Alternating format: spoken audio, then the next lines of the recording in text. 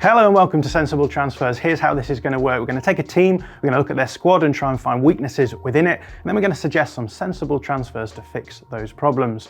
It's worth saying at the outset that we're not interested in rumours or conjectures, we're just suggesting sensible players who could fix those problems on the field. And so let's look at today's team, which is Newcastle United. So I've got Newcastle United on the board here. Obviously this team is having a really good season so far. They're in the top 4 spots, but this is a very different situation from what we were looking at in the last sensible transfer video looking at Newcastle, because back then we were thinking Newcastle need to consolidate themselves in the mid-table and then start moving up towards those European spots. But this season they're already there, they're in the top 4 spots, and the big question is going to be what improvements can they make to keep themselves in the Champions League spaces. So let's have a think about that. Now, the important thing to notice, I think, with this Newcastle team is that they've already made a lot of changes already. So we've got Alexander Isak as a striker here, Bruno Guimaraes, who's been a really important player for them as well at number 6. And then they've pretty much rebuilt the whole defence.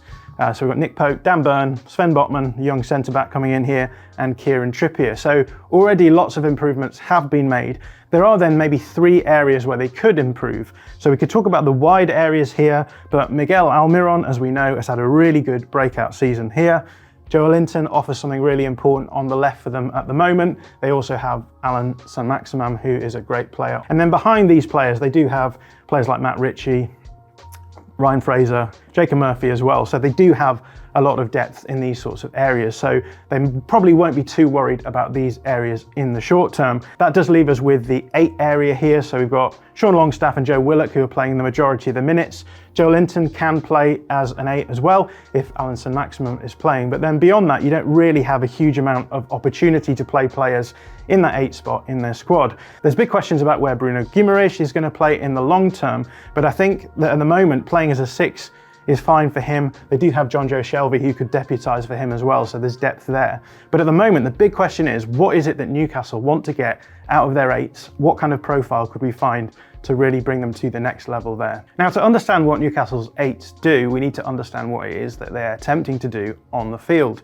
And one of the analogies that I like to make at the moment is that Eddie Howe's Newcastle look very similar to early Jurgen Klopp's Liverpool, which is maybe a controversial thing to say, but let me explain what I mean by that.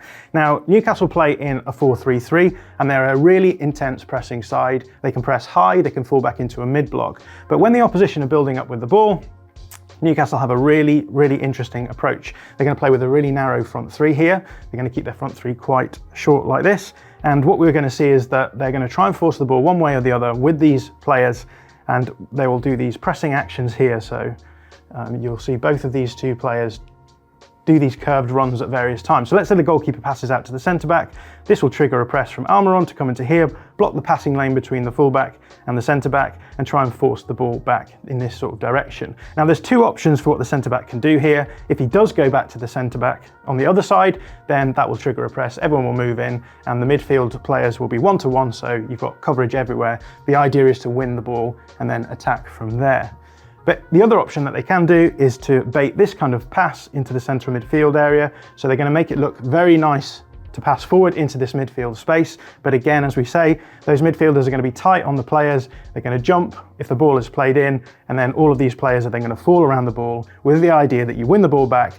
The opposition is spread out because they're trying to build up, and then you've got space to attack into. And this shows up really nicely in the numbers. So on the board in front of me, we've got Newcastle United's pressing intensity through the last few seasons. PPDA is the metric that we're using here. That means passes per defensive action. And the lower that number is, the more intense your press is said to be. And so we can see in the Steve Bruce era here, not a huge amount of intensity in Newcastle's pressing, but then Eddie Howe comes in and we can see that trend line immediately going up. And again, this season going up even more. And this intensive pressing is intensive pressing in a very specific area, high up the field, as we said. So what we're seeing from Newcastle is all of these turnovers on the map here. These are all of the areas where Newcastle have won the ball high up by attacking the opposition out of possession, winning the ball back, and then going on to attack the goal from there. And so Newcastle's 8s need to be really, really good out of possession. They have to be really mobile. They have to be really good at pressing actions. They have to be able to win the ball back, recycle it, and move it quickly in that final third to generate chances. And that's why Newcastle have been so dangerous this season. And then in possession, once Newcastle have the ball, what Eddie Howe wants his 8s to do is to move into these channels, these seams between the fullback and the centre-back.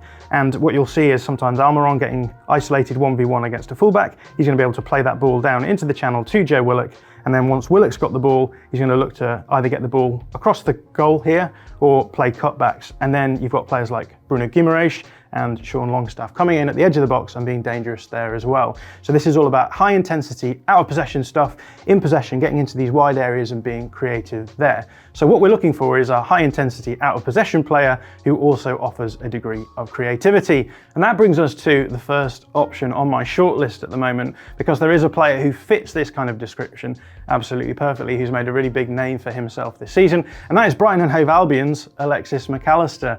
I don't need to tell you about McAllister because he made a name for himself during the World Cup. He was one of the integral parts of that Argentina team that won the trophy in the end. He does everything that you'll want in that kind of position. He's really good out of possession, really neat and tidy in possession of the ball, and as we can see, he's offering a goal scoring threat here. Also, his creative numbers are really good as well, but most importantly, the out of possession side of things is really good for him. Great presser of the ball. He would be the sort of perfect signing that Newcastle could make, bring him into that 8 spot, and then they know they've got that position sorted out for the next few years. The problem is that he has a contract that runs till 2025. He's going to be a huge target for a lot of big clubs. So this may be one that they wanted to do in the summer where they can make that kind of statement signing. But it's worth saying that there is a McAllister light out there as well, because before the World Cup, Giovanni Lo Celso of Villarreal got injured. He was playing in the position that Alexis McAllister played in the World Cup, and had he not got injured, we might be talking about him in exactly the same way that we're talking about McAllister now. Now, Giovanni Lo Celso, many of you may remember from his time at Spurs. He then moved on to Villarreal. He's only a year older than Alexis McAllister, but most importantly, his contract only runs to the summer, so he might be a little bit more available. But in terms of profile, lots of similarities. Again, in terms of his output here, maybe not as dangerous a goal-scoring threat as McAllister, but he offers a little bit more in terms of the creative side of the game, as you can see here. So plenty of passes into the penalty area, as you can see, dribbles as well in the 98th percentile here. So offering lots from that 8 position. But as we can see, in terms of the out of possession stuff, he's a really, really good off-ball player. That's what Newcastle are looking for primarily. And then he has all of this upside to add on top of that as well. But there is one problem with Giovanni Lo Celso, and that is that he does have an injury record. Playing in an intensive system like Newcastle's could be something that actually causes his injuries to flare up. So it might not be the perfect signing for Newcastle, but given that he is available probably fairly cheaply this January, it could be one to go for. But because of the injury record, I'm going to suggest someone who's a little bit younger than Lo Celso, has a huge amount of upside, but can do everything perfectly that we need from a Newcastle 8, and that player is Conor Gallagher of Chelsea. Again, Conor Gallagher is a player who doesn't need any introduction for regular watchers of football. You know exactly what he's at. And the thing that stands out most when you watch Conor Gallagher is his intensity off the ball, and that shows up really nicely in his numbers. His interception numbers just off the scale here. So Newcastle will be really confident that he's a player that you could play in that position, the 8 position, and do all of the out of possession stuff as well. But then you've got all of this output that he's offering as well in terms of his goals. He's putting up really good expected goals as well, and his assist numbers even better than the 2 previous players that we've just looked at as well. The other thing about Conor Gallagher is that he is playing for that Chelsea team at the moment, who are making huge amounts of movement in the transfer market, bringing players in, really elite players. He may feel as though his time is limited at Chelsea, and he has the option here then to go to Newcastle, perhaps on a loan deal with an option, make himself part of that starting 11, and if he plays well, gets them to the Champions League, he'll be playing Champions League football next season. So because of all of this, because Conor Gallagher is the perfect player for the 8 position for Newcastle, I'm making him my sensible transfer pick for Newcastle's new central midfielder. So let's add Conor Gallagher to our midfield then. I've got him alongside Joe Willock here. I think this is a really nice midfield setup. The other area that we need to look at today is the centre-back space. So we've already talked about how Newcastle signed Sven Botman, a 22-year-old, for the left-sided space. The other player they play alongside him is Fabian Schär, for the most part, and then behind Schär is Lascelles, the club captain. Now this is pretty much the full centre-back offering that they have. Fabian Schär is 31 years old, Lascelles is 29 years old, and then Botman is 22. So there's clearly a big gap in terms of their age profiles with the centre-backs. And I think that even though Fabian Schär is playing really well at the moment, there's definitely the possibility for Newcastle to bring in a better option on the right-hand side, which fits that age profile a little bit better. The big question is, what sort of profile are Newcastle looking for? Well, with Sven Botman, what we've got is a young centre-back, a really good ball player, but actually a player who maybe lacks a little bit of mobility. So if he gets pulled forward, he may be a little bit slower coming back. So if we're looking for a partner to Botman, what we will want to find is someone who is going to be maybe a little bit more mobile, able to cover in behind when he is pulled forward. And the other thing with Botman is he's maybe a little bit more of a passive centre-back, so it might be good to have a little bit more of an active centre-back on the other side to join him. But there is a player who comes to mind who fits a lot of those ideas, and that is a young centre-back who a lot of people have been talking about making a move to a high-profile club for a long time now, and that is Wolfsburg's Maxwell Lacroix. Maxwell Lacroix is a 22-year-old, and he is a very exciting prospect but still hasn't made that move up to the next level. He is a super proactive centre-back. This shows up, I think, in his out-of-possession numbers. So you can see blocks and interceptions very high for him. He is someone who is very mobile, is able to move around, able to commit, and because of that is able to get a huge amount of upside in terms of making these blocks and interceptions for his team. And he would work really well, I think, alongside Botman as a more proactive option. He's also no slouch in possession. We can see his passing numbers are pretty good. What really stands out, progressive passes. That's what you're going to want from a centre-back who is playing in a team who are going to try and hold the ball, but also really good at dribbling as well. He's 98th percentile dribbler.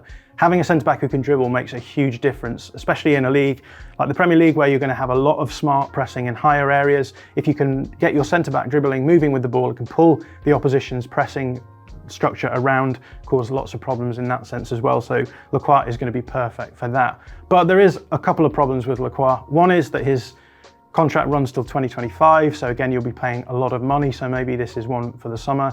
And also, we've already talked about how Sven Botman is 22, Lacroix is also 22. You might not want to have two really young players in that spot. And so I would say that Lacroix is one for the future, maybe bring him in as a backup and then work him into the team. But I think for now, Newcastle might want a little bit more of a high-profile player with a bit of experience who can play alongside Sven Botman, and that's why I think my sensible transfer here is going to be Inter's Milan Skriniar. Now, Milan Skriniar does everything that we've said that Newcastle centre-backs needs. He's a really good ball-playing centre-back, slightly different profile to Lacroix. So if we look at his dribbling, only in the 63rd percentile, still a good ball carrier in that sense, but then a lot of his upside is coming from his passing game. So he's going to sit at the back of the defence, move the ball around really comfortably. So you're getting your ball-playing centre-back, but maybe not quite so proactive as Maxwell Lacroix, although I think it would be hard to be as proactive as he is. As you can see here, the blocks and interceptions are a little bit lower. There is one problem, and that is that Skriniar has played as an outside centre-back in a back three, so there's maybe questions about how he would fit into a back two. But the thing that we know about Milan Skriniar is that he's a high-profile player. He's played with Inter for a number of seasons now.